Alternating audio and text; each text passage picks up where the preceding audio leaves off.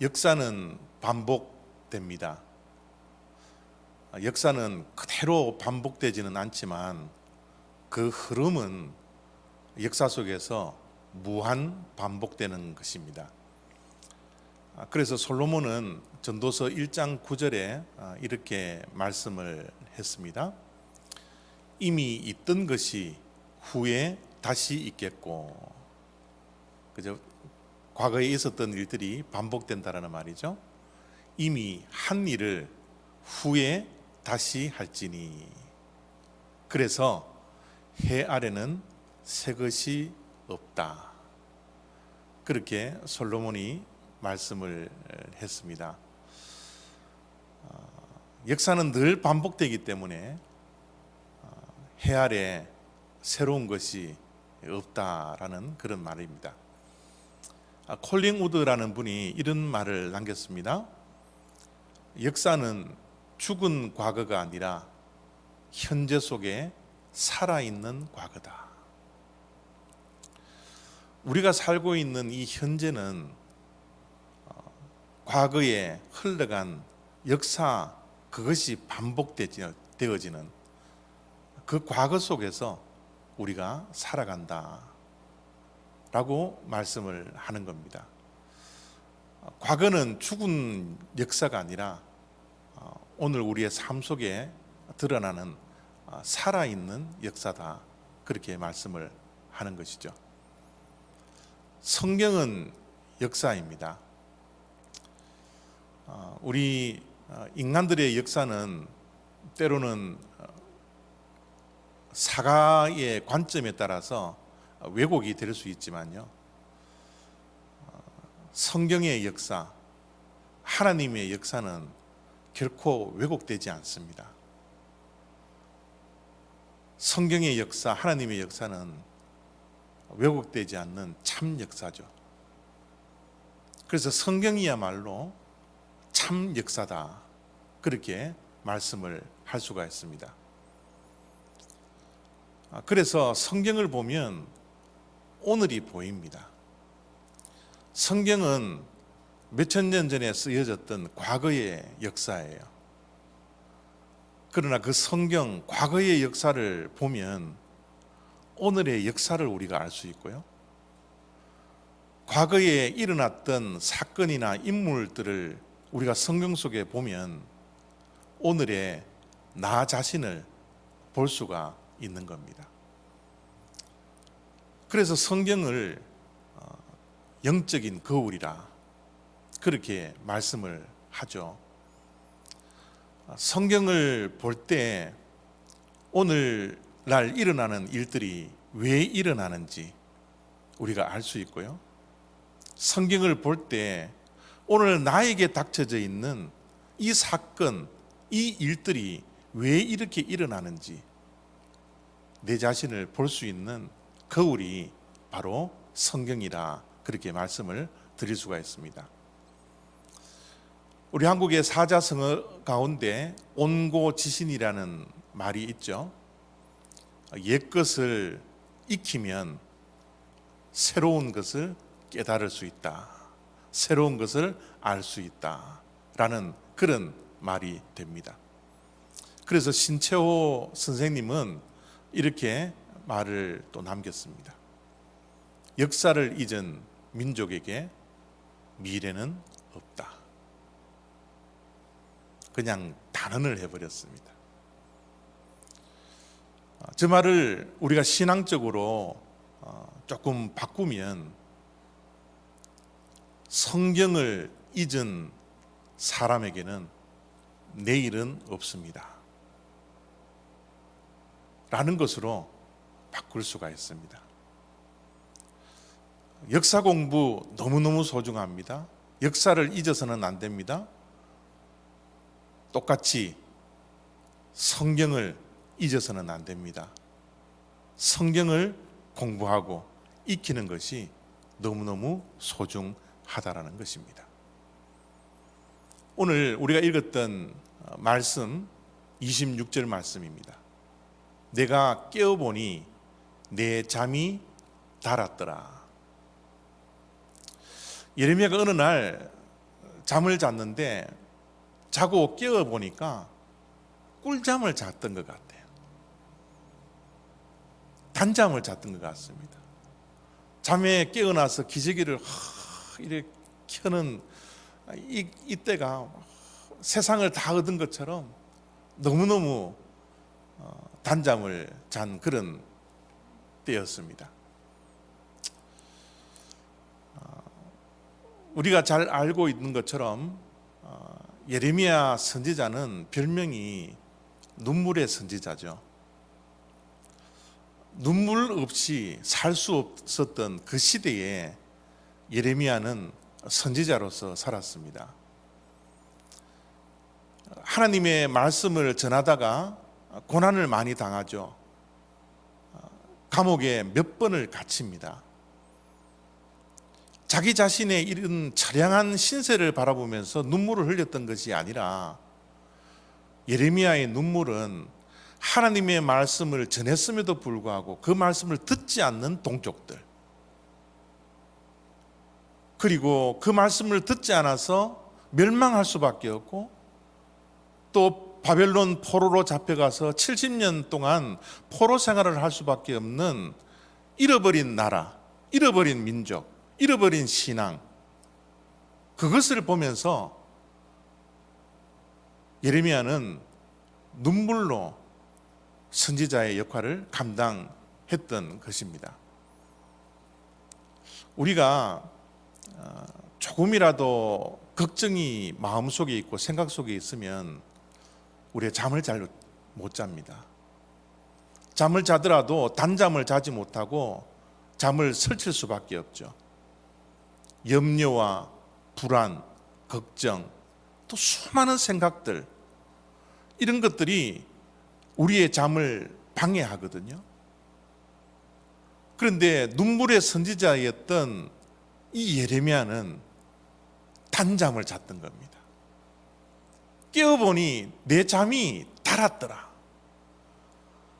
우리의 생각은 눈물을 흘리면서 걱정과 염려, 또 동족에 대한 여러 가지 생각들로 인해서 잠을 못 이루고 두 다리 쭉 펴고 잠을 못 잘 것 같은 그런 예레미야라고 생각을 했는데, 오늘 말씀은 눈물의 선지자였던 이 예레미야가 단잠을 잤다라고 이야기를 하고 있습니다. 코비드 19을 통하여서 불면증이 많이 생겨났다고 그럽니다. 수면 장애라 그러더라고요. 여러 가지 수면 장애의 요인들을 가지고서 잠 못 이루는 걱정과 염려, 내일에 대한 불안, 건강에 대한 불안, 각종 코비드 19으로 인해서 생겨난 이 불안과 걱정과 염려 때문에, 수많은 생각 때문에 우리는 잠 못 이루는 그런 시간들이 얼마나 많습니까? 그런데 예레미야는 왜 눈물을 흘릴 수밖에 없는 그 시대에 살아감에도 불구하고 왜 단잠을 자게 되었을까? 왜 꿀잠을 잘 수밖에 없었을까? 그것이 궁금할 수밖에 없는데요. 오늘 우리가 읽었던 말씀 21절, 22절이 그 해답을 이렇게 주고 있습니다. 처녀 이스라엘아, 너의 이정표를 세우며 너의 편말을 만들고 큰 길, 곧 내가 전에 가던 길을 마음에 두라. 돌아오라. 내 성읍들로 돌아오라. 반역한 딸아, 내가 어느 때까지 방황하겠느냐. 단잠을 잘 수 없는 상황 속에서도 예레미야는 단잠을 잤습니다. 그 이유가 무엇인 줄 아십니까? 다른 이유가 아니라 잠자는 중에도 하나님의 말씀을 듣고 있었다라는 겁니다. 지금 잠자는 중에 예레미야는 하나님께서 이스라엘 백성들에게 전할 말씀을 예레미야에게 하고 있는 거예요. 그 하나님의 말씀을 잠자는 중에, 무의식 중에 귀를 기울여 듣고 있더라는 겁니다. 여러분, 우리의 삶 속에 절망될 일들이 많죠. 그러나 진짜 절망은 무엇인 줄 아십니까? 하나님의 말씀을 들을 수 없을 그때가 우리의 인생에는 가장 큰 절망입니다. 지난주에 예레미야의 말씀을 우리가 묵상을 했지만, 예레미야는 시위대 뜰 감옥에 갇히는 그런 일들이 있었습니다. 뜰에 갇히는, 감옥에 갇히는 그 일들은 세상과 단절되었다라는 거죠. 단절되었다라는 것은 소망이 없는 겁니다. 그러나 그 단절된, 세상과 단절된 그 상황 속에서도 그가 절망하지 않았던 이유는 무엇입니까? 하나님의 말씀을 들었기 때문에 그렇습니다. 절망 중에서도 하나님의 말씀을 들었기 때문에 예레미야에게는 그 상황이 절망이 아니라 희망이었던 것이죠. 예레미야가 단잠을 잘 수 있었던 것은 다른 것이 아닙니다. 절망 가운데서도 하나님의 음성을 들을 수 있었기 때문에 그렇습니다.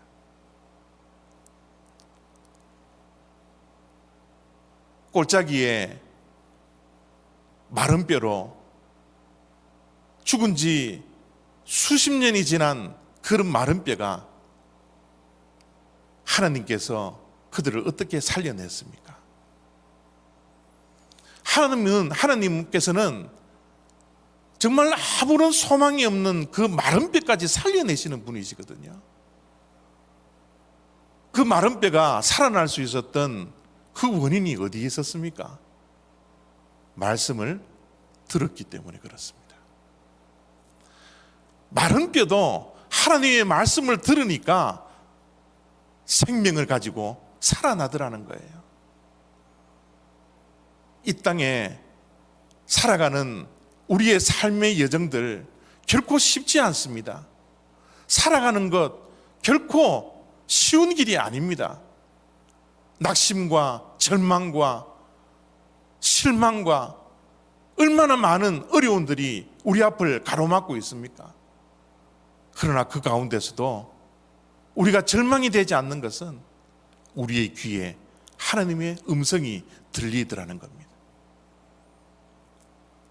이스라엘 백성들은 절망 가운데 있었습니다. 나라를 잃었습니다. 그들이 예배할 수 있는 장소도 없었습니다. 포로로 잡혀갔습니다. 그 포로로 잡혀갔던 세월이 2년이 아니라 70년이라는 아주 긴 세월 속에 갇혀져 있었습니다. 그런 절망 속에서 예레미야 선지자는 하나님의 말씀을 듣고 그들에게 전합니다. 무엇을 전합니까? 돌아오라. 돌아오라. 하나님께로 돌아오라. 이제라도 내게로 돌아오라. 이스라엘 백성들은 나라 잃어버리고 포로로 잡혀가 있는 그 세월 속에 절망이라고 생각했지만 그 절망의 세월은 진짜 절망이 아니었습니다. 왜냐하면 참 선지자인 예레미야를 통해서 하나님의 음성을 그래도 들었기 때문에 그렇습니다. 하나님의 말씀을 듣는 한 우리의 삶 속에는 절망이라는 것이 없습니다. 하나님께서 왜 이스라엘 백성들을 향하여서 돌아오라고 그렇게 말씀을 합니까? 돌아오라. 반역한 딸아, 내가 어느 때까지 방황하겠느냐? 왜 하나님께서 이스라엘을 돌아오라고 말씀을 하시죠? 하나님께 반역했기 때문에. 이스라엘 백성들은 하나님을 전심으로 사랑해야 하고 하나님만을 섬겨야 할 그런 백성이었음에도 불구하고 그들은 눈에 보이는 그들을 현혹하는 우상을 숭배했습니다. 하나님보다 다른 그 무엇을 더 사랑하는 하나님을 반역하고 배신하는 그런 삶을 살았습니다. 하나님의 말씀이 듣겨져도 마음에 담지 않고 한 귀로 듣고 한 귀로 흘려버리는 그런 반역한 삶을 살았던 것입니다. 그 반역한 백성들에게 내가 어느 때까지 방황하겠느냐. 역사의 가르침은 아주 중요합니다. 역사를 잊어버릴 때 오늘도 없고 미래도 없습니다. 하나님의 말씀을 가만히 들여다보면 이 역사의 가르침은, 성경의 가르침은 한 가지입니다. 하나님께 반역할 때 우리의 삶 가운데는 큰 낭패가 찾아오고, 하나님께 반역할 때 우리에게는 시련과 징벌과 실패가 찾아온다는 것을 성경 속에서는 계속해서 우리에게 가르쳐 주시고 있지 않습니까? 그런 하나님을 반역한 이스라엘 백성들을 향하여서 돌아오라고 말씀을 합니다. 하나님을 반역했을 때 그 결과가 있는데요. 그 결과가 무엇입니까? 방황하더라는 거예요. 방황합니다. 하나님께 반역을 하니 그들의 삶 속에서는 내가 어디를 향하여 걸어가고 있는지 조차 모를 정도로 방황하는 그런 삶을 살아가더라는 거예요. 그래서 그 방황하는 이스라엘 백성들을 향하여서 하나님께서는 돌아오라 말씀을 하고 있는 겁니다. 여러분, 우리가 인생을 살다 보면 방황할 때가 있잖아요. 여러분, 우리의 인생을 돌아보면 우리가 언제 방황했죠? 언제 우리의 인생이 방황하게 됩니까? 그렇죠. 삶의 목표를 우리가 잃어버렸을 때, 삶의 목표를 향하여서 달려가는 인생이 되지 않을 때 우리는 방황합니다. 문제는 방황하는 인생임에도 불구하고 내가 방황하고 있는지, 길을 잃어버렸는지 그조차 알 수 없는 방황하는 그런 삶 속에서 살아갈 때가 얼마나 많은지 모르겠습니다. 우리가 삶의 방향을 잃어버리면 우리가 방황하게 되고, 그 방황하는 인생을 통하여서 우리는 삶의 어려움과 삶의 힘든 일이 더욱더 찾아오게 되는 것이죠. 우리 믿는 자들의 삶의 목표는 단 하나입니다. 우리는 무엇을 향하여서 걸어가고 있습니까? 단 한 길입니다. 단 한 마음입니다.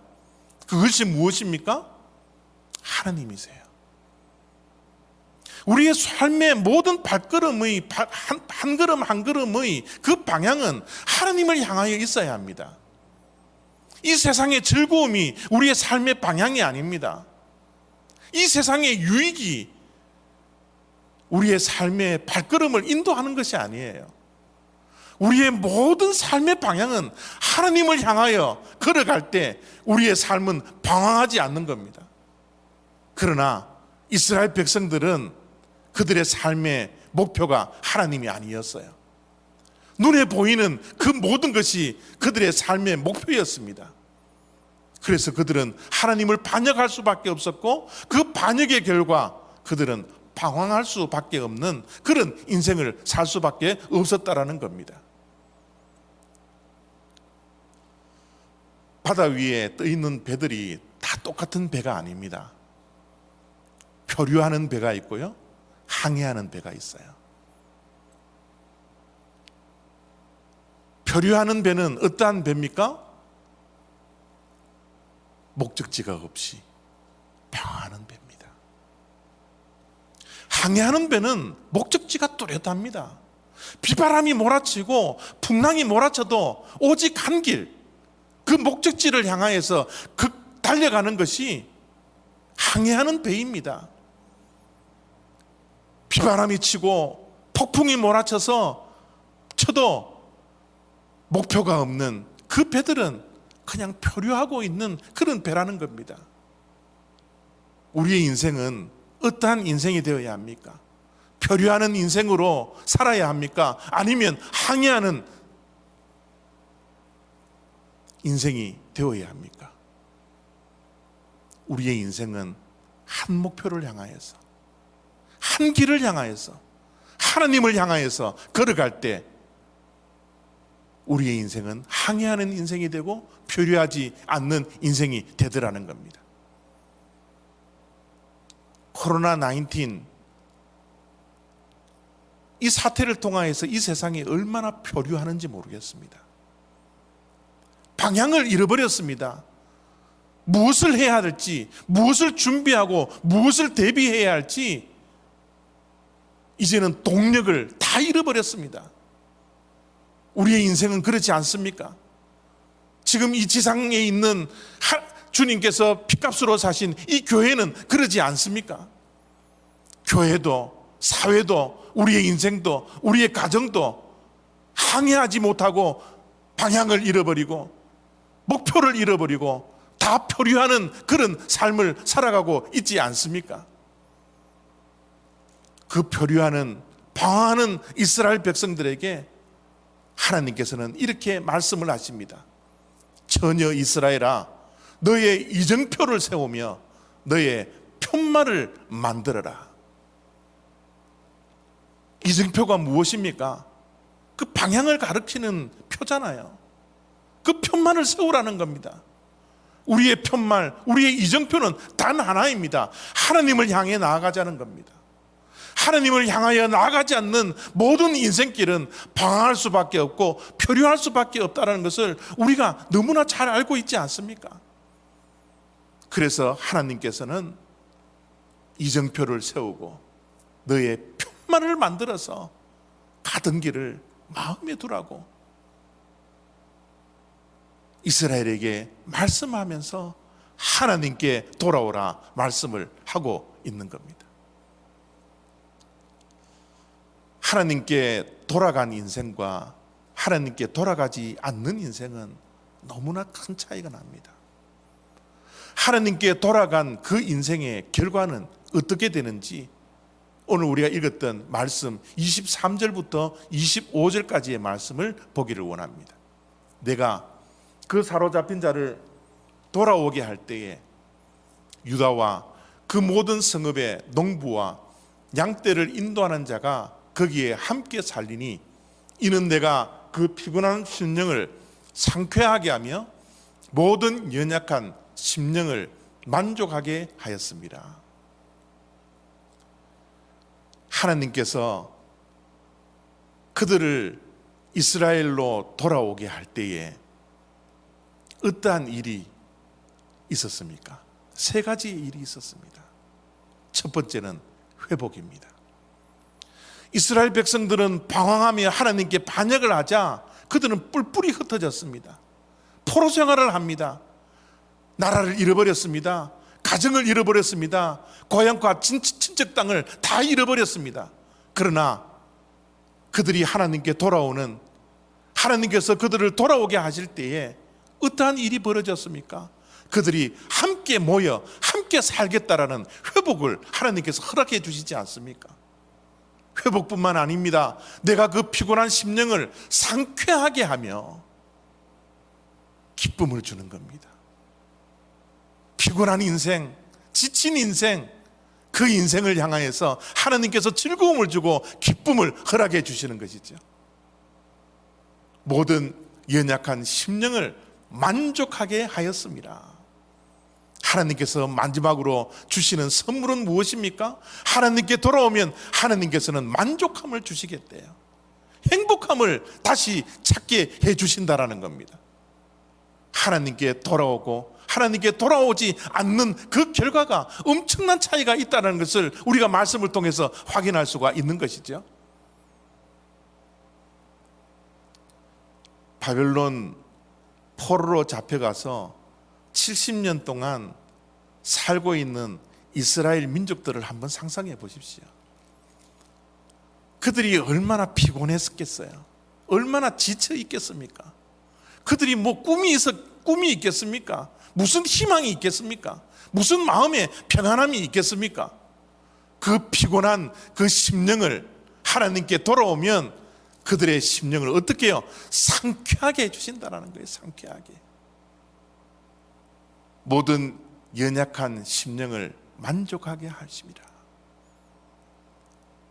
바벨론 포로 70년 동안 그들의 심령이 얼마나 연약해져 있겠습니까? 얼마나 깊은 한과 분노의 원망과 불평 속에서 하루하루를 살았겠습니까? 그러나 하나님께 돌아오니까 그들에게 만족함을 주시겠다라는 겁니다. 지금 우리의 삶은 어떻나요? 지금 우리의 인생길은 어떻습니까? 혹시 피곤하여 지쳐 있지 않습니까?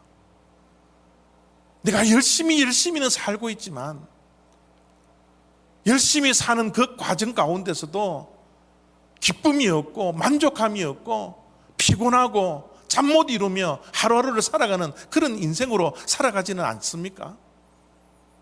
지금 우리의 삶이 행복하십니까?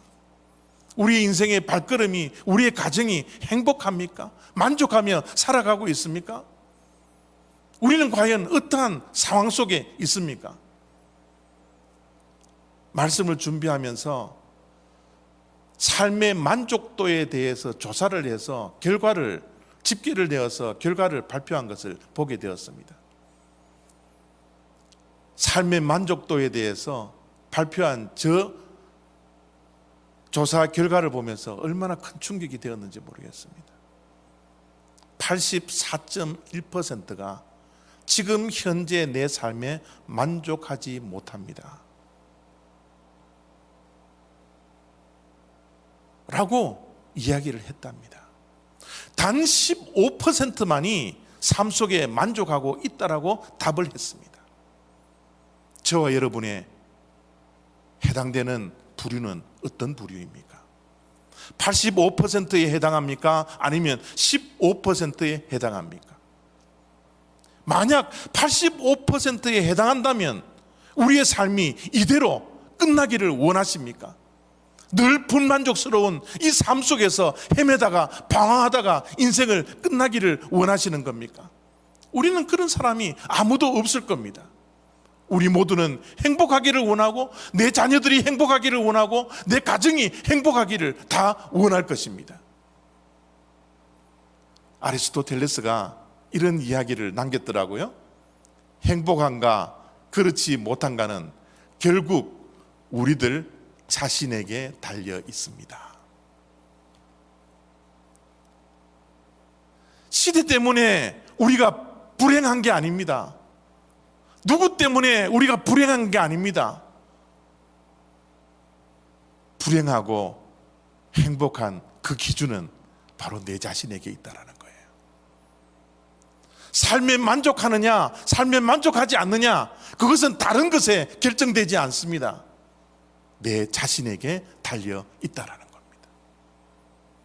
내 자신이 어떠한 선택을 하느냐에 따라서 나는 행복해질 수 있고 불행해질 수 있습니다. 내 자신이 무엇을 선택하느냐에 따라서 내가 만족한 삶을 살 수 있고 내가 불만족한 삶을 살아갈 수 있습니다. 내가 무엇을 선택하느냐에 따라서 15%에 속할 수 있고 85%에 속할 수 있다라는 것입니다.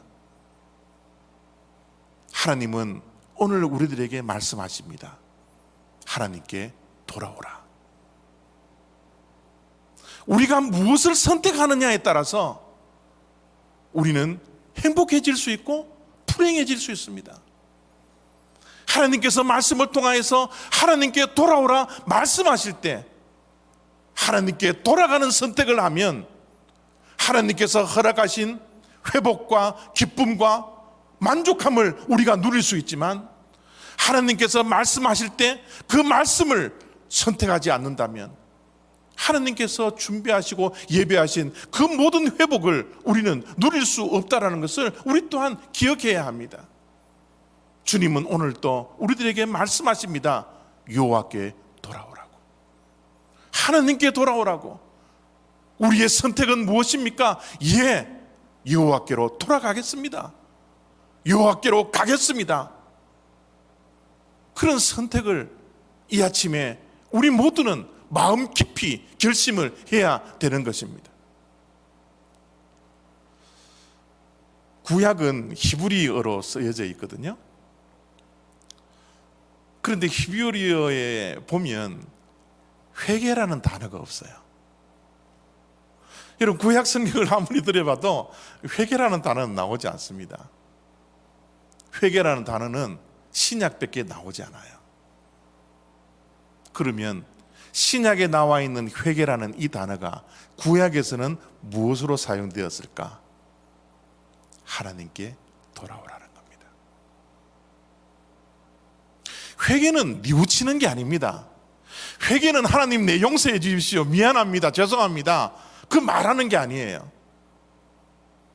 회개라는 것은, 진정한 회개는 하나님께 유턴하는 겁니다.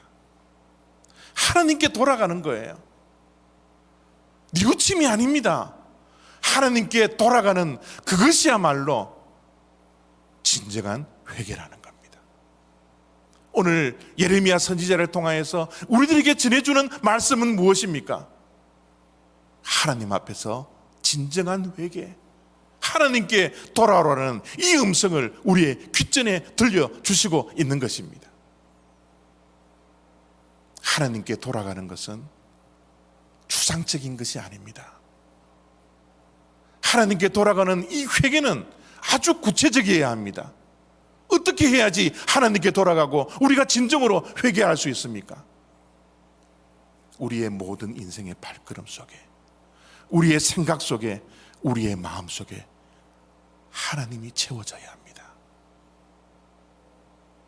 내가 말하는 언어 속에서도 하나님의 말씀이 채워져야 합니다.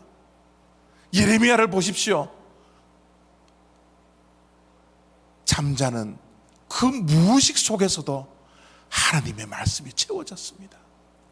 하나님의 계획과 하나님의 마음과 하나님의 생각이 그의 무의식을 채운 겁니다.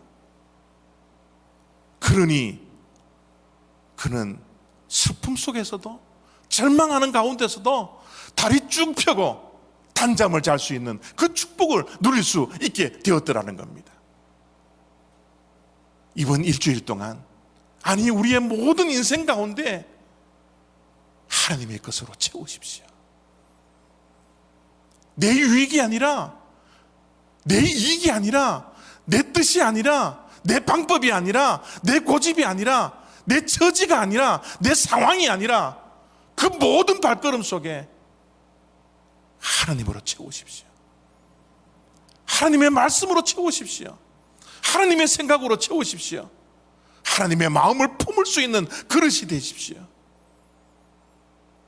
그것이 하나님께 돌아가는 진정한 회개입니다.